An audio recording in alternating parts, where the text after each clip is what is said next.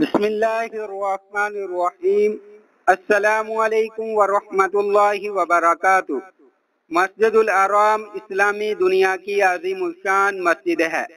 مسجد الحرام کے دروازوں کی تعداد 176 ہے۔ یہ دروازے عمدہ لکڑی سے تیار کیے گئے ہیں۔ ان پر پیتل کی پرت چڑھی ہوئی ہے۔ ہر دروازے پر اس کا نمبر اور رہنما روشن تختی لگی ہوئی ہے۔ سرخ رنگ کی تختی کا مطلب یہ ہے کہ مسجد الحرام میں نمازیوں کی تعداد مکمل ہو چکی ہے۔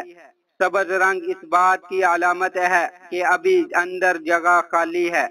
مسجد الحرام کے 5 بڑے دروازے ہیں۔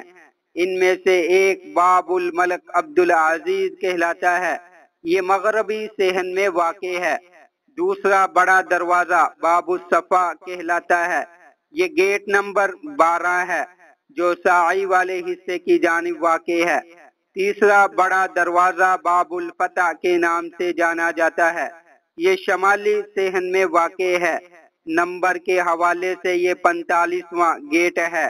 ایک بڑا دروازہ باب العمرہ ہے۔ یہ شمالی صحن میں ہے اور نمبر کے لحاظ سے یہ 62واں ہے۔ بڑے دروازوں میں سے ایک باب الملک واحد ہے۔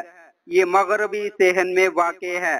اس کا نمبر 79واں ہے، جبکہ پہلے نمبر پر مسجد الحرام کا گیٹ نمبر 100 ہے جو سب دروازوں میں سب سے بڑا دروازہ ہے۔